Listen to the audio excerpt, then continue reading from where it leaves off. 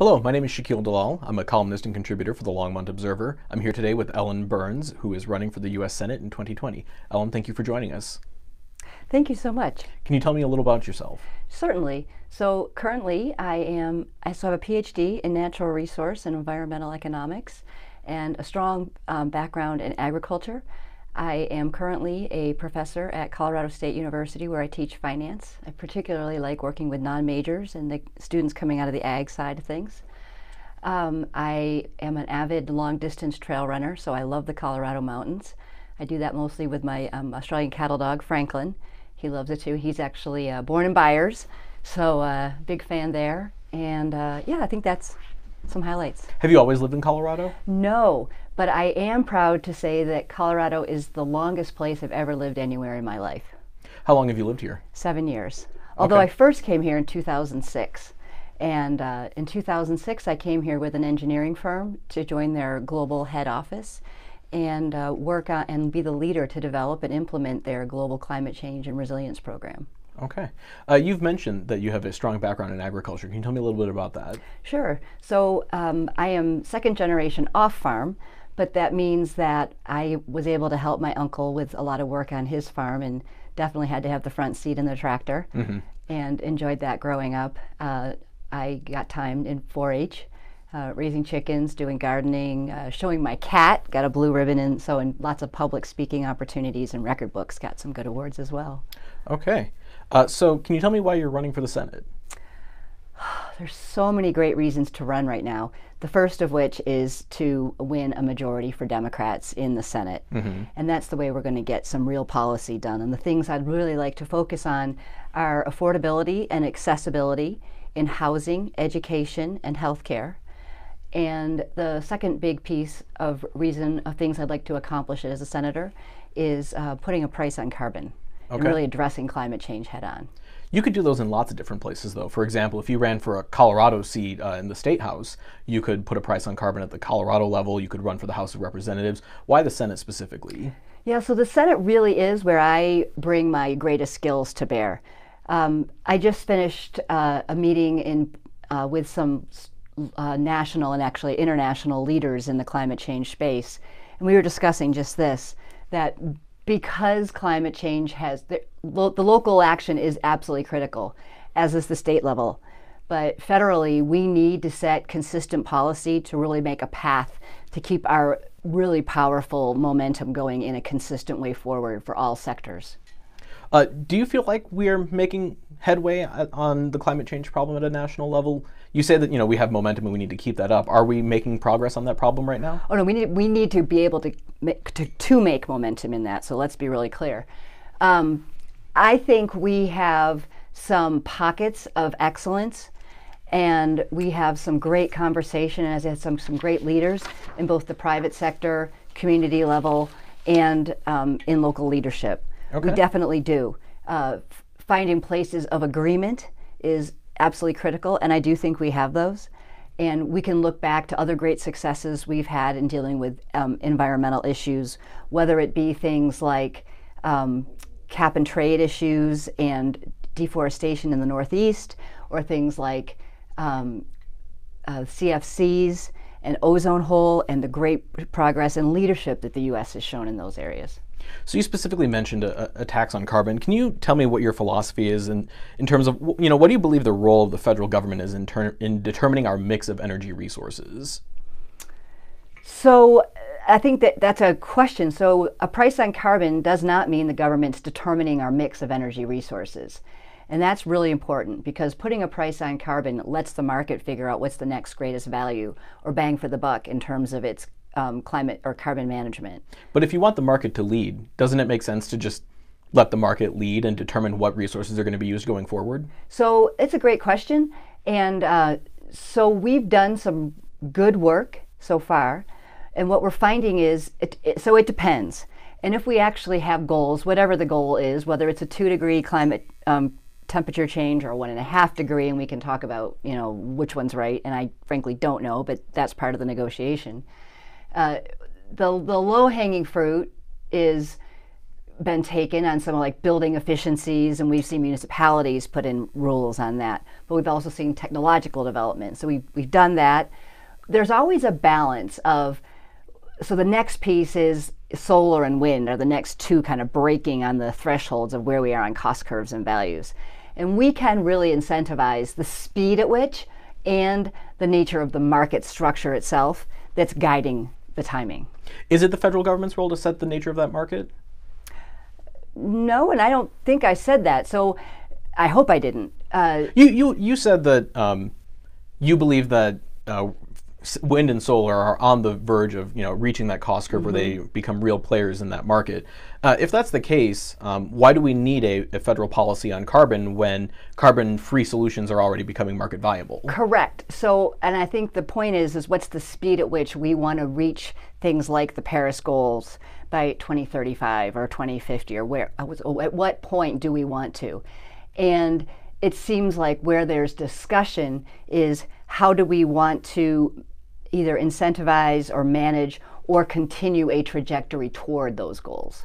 As I'm sure you know, the United States is one of the few countries that didn't ratify the Paris Climate Accord.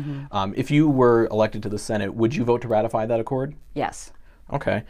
You also mentioned wind and solar energy. What about nuclear energy? Do you think that's an important part of America's energy mix? So I think when we look at the range on the climate management, it's got its own set of issues, and I think it's a question of where are we in meeting our energy demands and where it fits. I think there's still a lot of questions on there that we're looking at in terms of long-term viability, safety, and disposal questions. But if I can bring it back to a Colorado question, some of the greatest resources Colorado has are our solar and our wind, and we continue to demonstrate our potential leadership there. Both an adaptation, a technology development, and a deployment of those resources. What about Colorado's leadership in oil and gas production? Colorado is the fourth leading producer of petroleum-based fuels in the United States because of the boom of fracking here. Right. Is that an important part of that mix too? So I think in the near term, we're going to see that as a piece of our energy mix.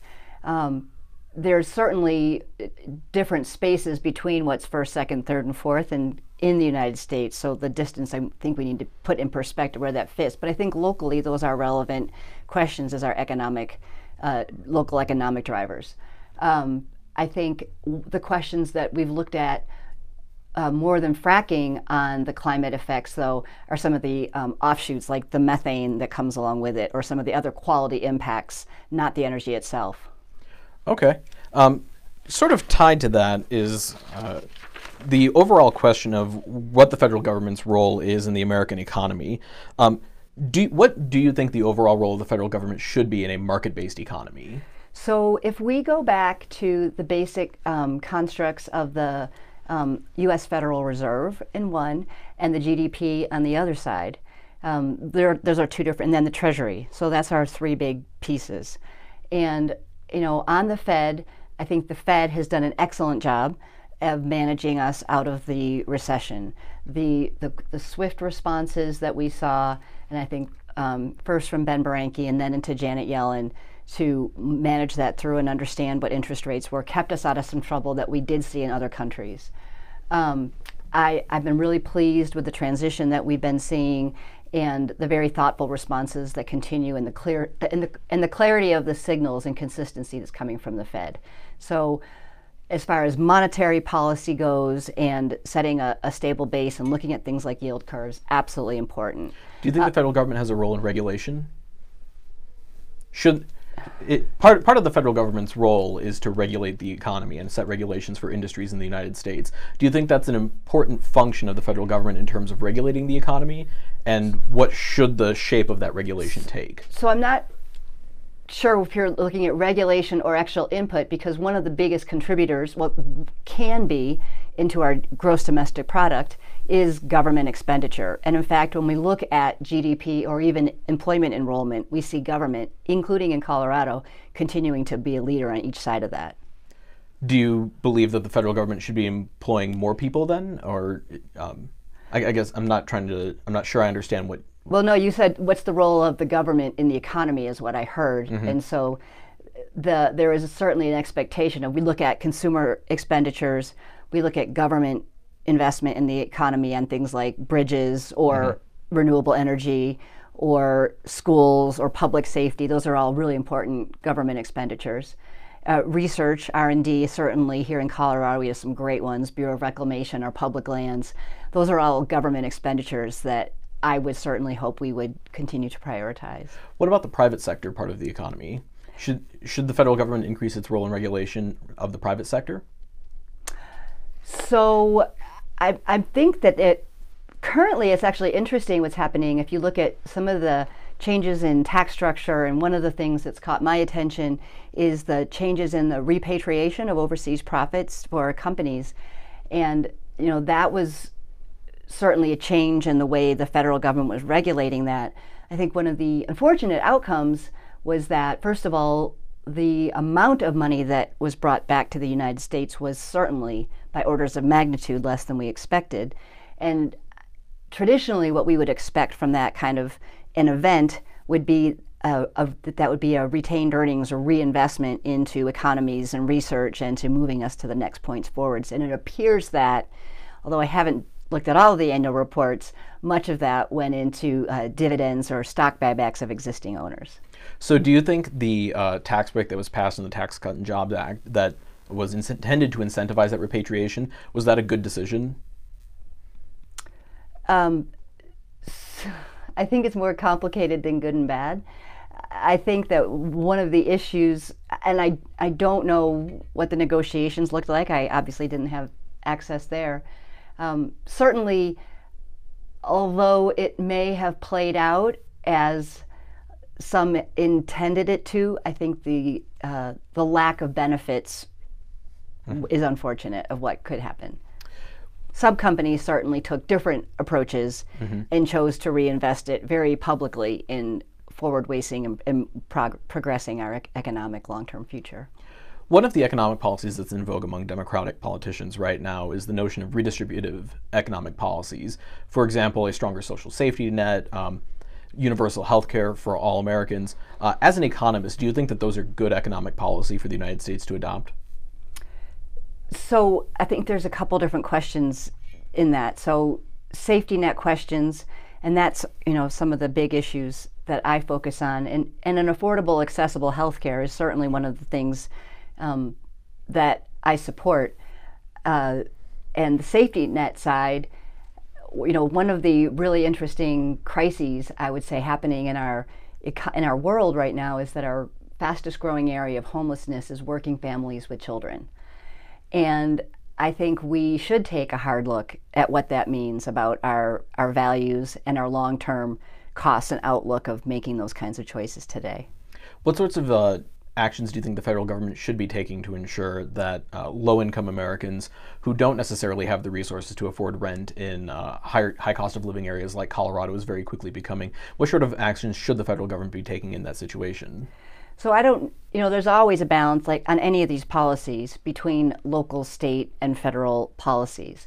One of the interesting data points that I like to look at is, so 1968, LBJ's State of the Union address, he recommended that we add 300,000 new housing units to support middle and low-income families, and that we should have a 10-year plan to put over 6 million new housing units in place. And that's actually fascinating, because one of the things I've learned so I'm on the board of several safety net organizations, and the things we learn is when you create housing and stability, you improve mental health, you improve performance in school, you improve family stability, and then your long-term outputs and the entire economy long-term looks better. So that's a hard argument to say, do I invest, where we put our investment is important, but whether we put it in prisons or houses, I guess, is what we're asking. One of the most important programs the federal government runs in terms of housing policy is the Section 8 voucher program. One of the ongoing issues with the Section 8 program is discrimination against those who have Section 8 vouchers. Do you support any sort of measures against landlords who explicitly say in their listings that they don't accept Section 8 vouchers? So I think there's two parts to that question, and that brings up a great area maybe we want to talk further on. When we are looking at any area of discrimination or access, and as I said, access and affordability are just two key themes of the conversation I'd like to have. We can legislate and put rules in as much as we want. What we need at the same time is leadership. So is it the federal government's job to legislate something, or is it our local leaders' job to say, hey, we need to meet these people's basic housing? Mm-hmm. So then are you saying that you don't think it's the federal government's role to strengthen the rules on Section 8 and that the enforcement of those rules should be delegated to local officials? Is it the federal, can you repeat that? So do you believe that based on what you said, I understood that you believe that it's not the federal government's role to strengthen the rules around Section 8 housing discrimination, and instead that enforcement should be delegated to local officials. No, that's not. I'm asking to, I think legislation is part of it, and legislation and rulemaking is part of it. What I would like and hope to see happening is that we have more conversations and greater access to, we do need more housing, and we do need to get past the discrimination, and that's going to take people to stand up and say to local landlords and others too, that to make sure that it is enforced. That does need to happen at the same time. Okay.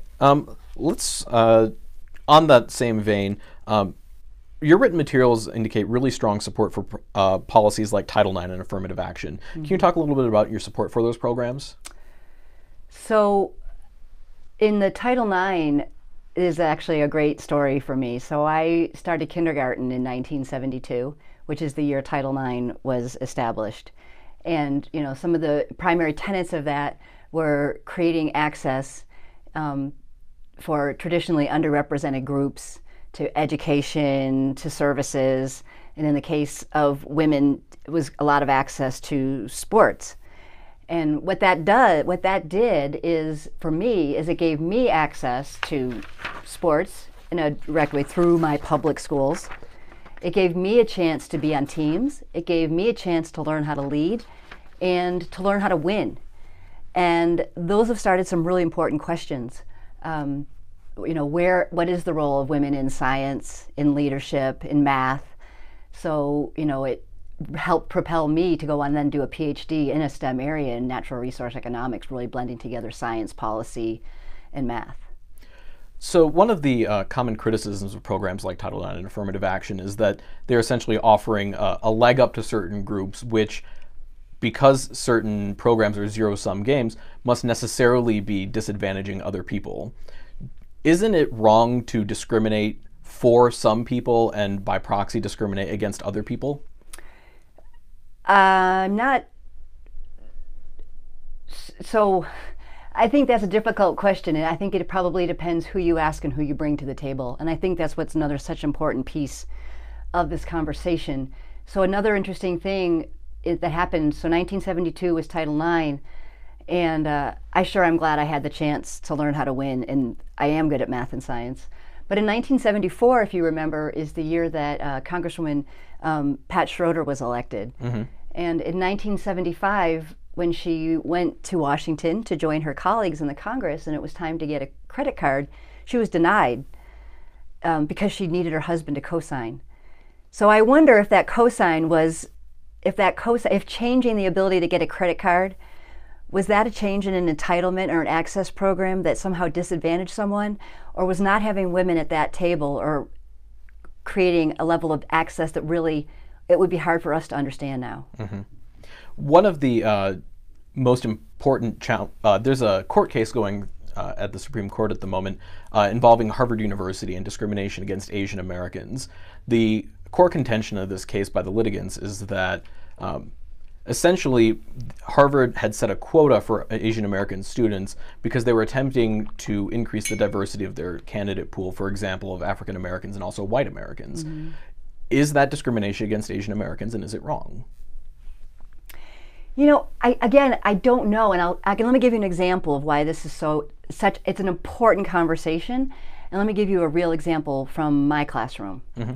So, in my classroom right now, one of my top performing students is a first generation American.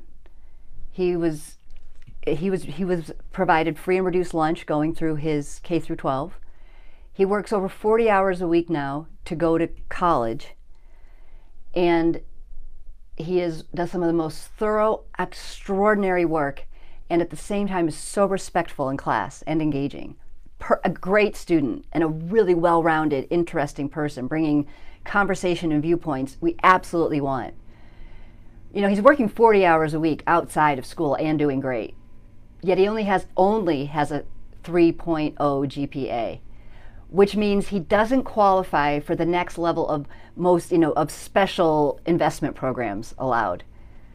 So if we were to change the rules, we'd be discriminating against somebody who wasn't working full-time and didn't treat people with respect. I think we have to ask, what's the problem we're trying to solve, and what are we really going for as a society? And I don't know what Harvard's going for, and I would never judge it. But I know in my classroom, I sure want a lot more students like this person. Okay.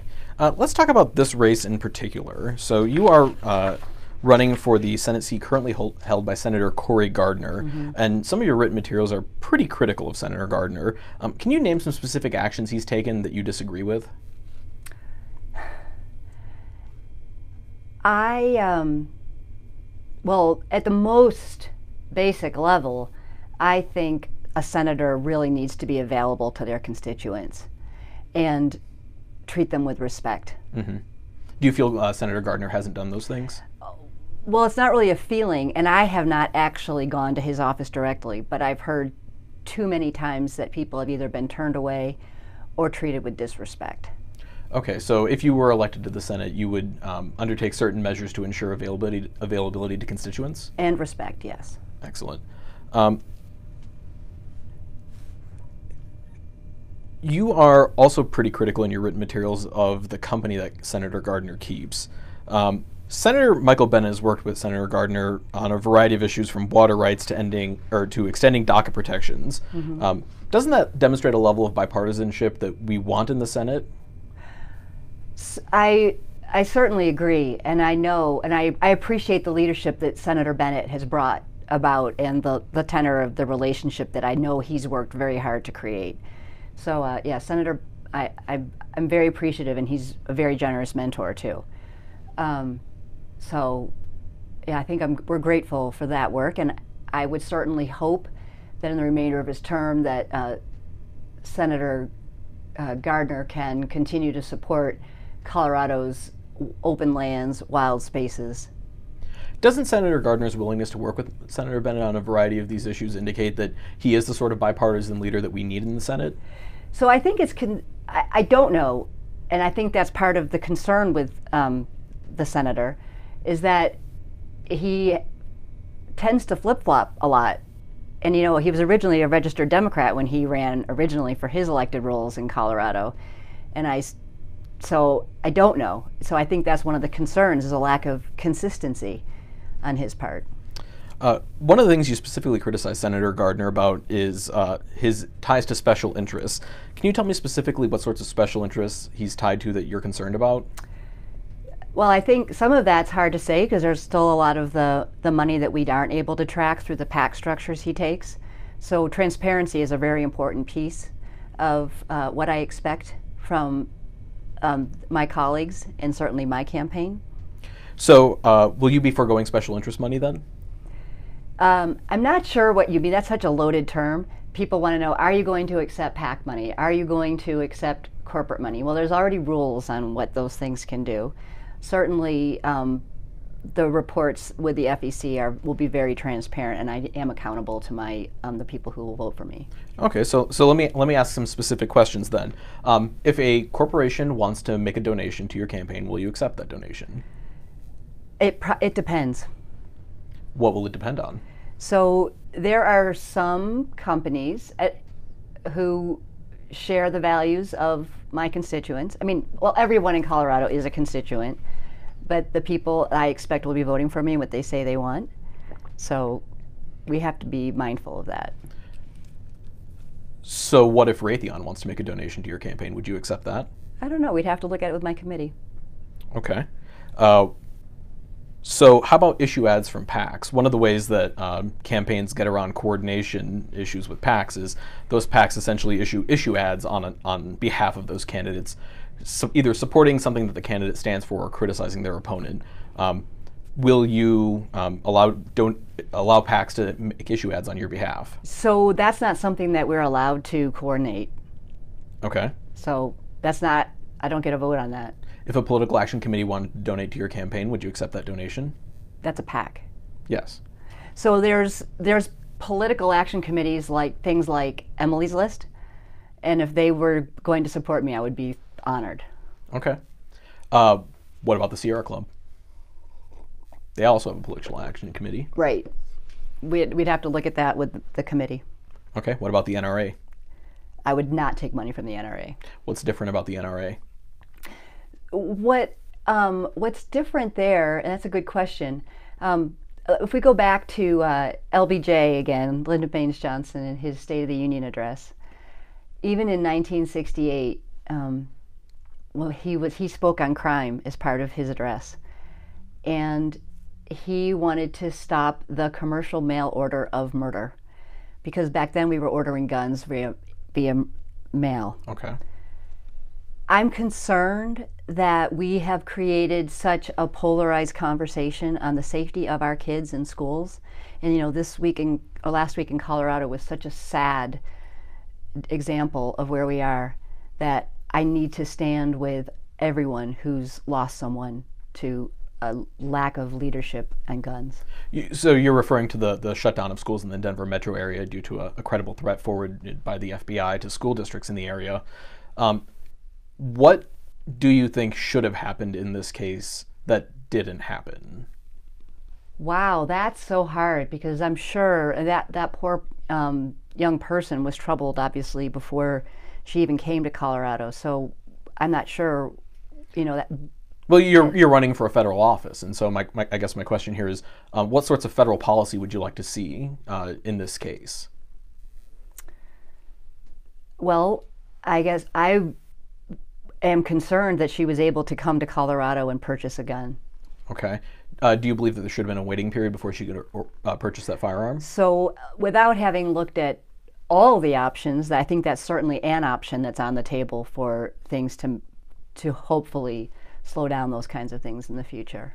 As I'm sure you know, Colorado recently passed a red flag law allowing gun sellers to refuse to sell to people who they believe may cause harm, or for their loved ones to throw a red flag in order to prevent that person from purchasing a firearm. Do you believe that's a federal law that should be enacted? I think it would be great leadership if we could do something like that. Okay. Getting back to the issue of campaign donations, would you accept a donation from a labor union? Again, I certainly am very strong supporter of unions. I'm pleased that I'm able to show that throughout the flow of how I'm putting my campaign together, and will continue to certainly seek their endorsement and support. Okay. Your written materials also criticize Senator Gardner's policies on immigration, especially as they've related to the past couple of years while President Trump has been in office. Can you tell me a little bit about what you would have done differently, or what your concerns are about Senator Gardner's positions on immigration? Well, I think his most concerning piece, well, of course, first of all, we need to review our immigration work in the United States overall, not just on our southern border, but as a greater policy. A border wall is not the answer. Okay. Do you believe that there is a need for stronger border security? I haven't had the experience I have not personally seen this. When I look at the data, it's not consistent with the outcomes that the current administration is saying are happening. In fact, when I look at the data, some of the greatest threats to our GDP is the difficulty that we're creating in being able to cross our border and do seasonal work in particular. You said that you don't support a border wall. In 2017, now House Speaker Nancy Pelosi and then still Minority Leader Chuck Schumer had a meeting with President Donald Trump where they negotiated a deal where they would fund the border wall in exchange for protections for people covered under the Deferred Action for Childhood Arrivals program, the so-called Dreamers. If that bill were to come to a vote in the Senate, would you vote in favor of it? So I actually haven't read the whole bill, so I don't know what's... To be clear, this is a hypothetical bill. As far as I'm aware, there's no bill with any actual text. So it's hard to... That's a really tough place to be. I would certainly love... I mean, one of the reasons why I'm running for Senate is so that I can have seats on the committees and influence on these kinds of discussions.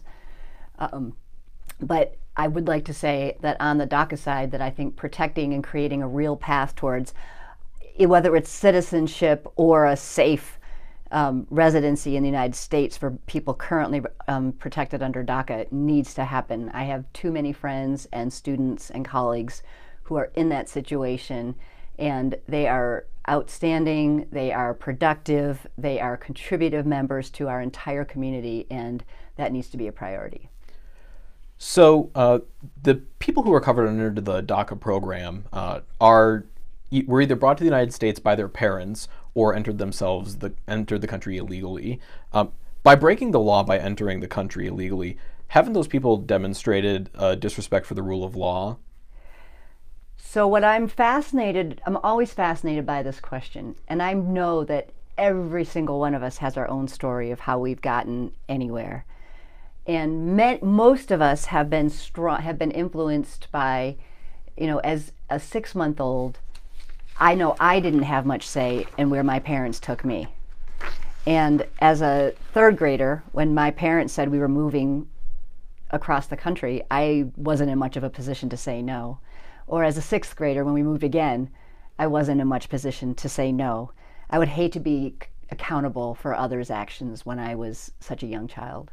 Okay. Do you believe there should be a path to citizenship available to illegal immigrants in general? I'd really like to take the conversation back.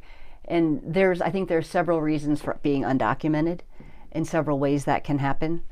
I do think we need to look at immigration reform and the hows and whys if people are here.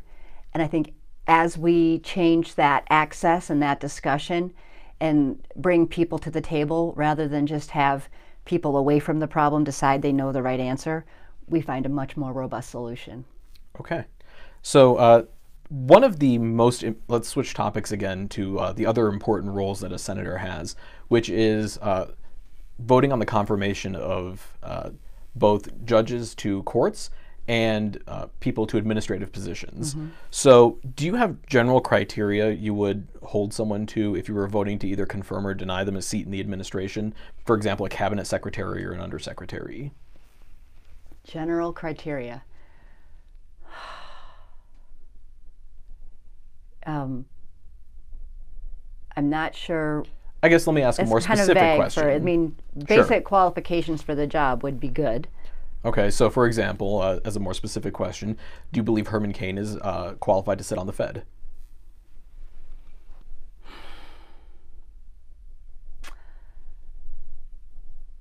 I think, he wouldn't be my choice, but I wouldn't want to step back from, is there a balance to his view from others? What does the whole Fed look like? What's the role of that view in a better monetary policy? Okay. Do you believe Betsy Devos is qualified to lead the Department of Education? No. Why not? Well, I don't. She may be qualified from a technical. We're back to this. Is this an affirmative action, or is this how are we setting the qualifications? She may have educational attainment. She may have had some certain service. I don't. I'm concerned that her values and the policies that she's implementing are not consistent with the goals and objectives of most of the public education teachers with whom I interact. Do you think that there's a general problem with how the Trump administration is selecting people for these positions? I think the turnover suggests that. Okay. Another important set of seats that the Senate confirms for is federal courts and the Supreme Court. Do you have general criteria for whether you would vote to confirm or deny someone a seat on a court? Well, I think voting records are certainly important, and that's why, as Democrats, we believe that a majority in the Senate is critical. Okay. Are there specific types of cases that you're interested in that judge's voting record? So, well, taking a step back, I think the recent confirmations, whether at Gorsuch and not allowing the Obama recommendations to go through, was inconsistent with what I think our Constitution and our process represents. So I think that's first and foremost. I would like to see that our Supreme Court continue, and we did make progress in this under the Obama administration, that our Supreme Court begin to represent a broader diversity of the United States, and not as an affirmative action, but as a genuine representation of the diversity of who we are. Would you vote for a judge that held pro-life views? Probably, well, I don't know about that's I don't know what pro-life, but a judge who wanted to take away women's rights, then I would vote against that judge, yes. Are there specific rights you're concerned with?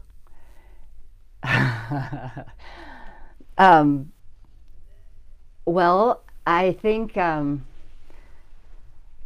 that implicitly our recent judges, there may be even basic rights of, young women to be in public safely that were challenged in our recent hearings. So I'm not actually sure what you're referring to.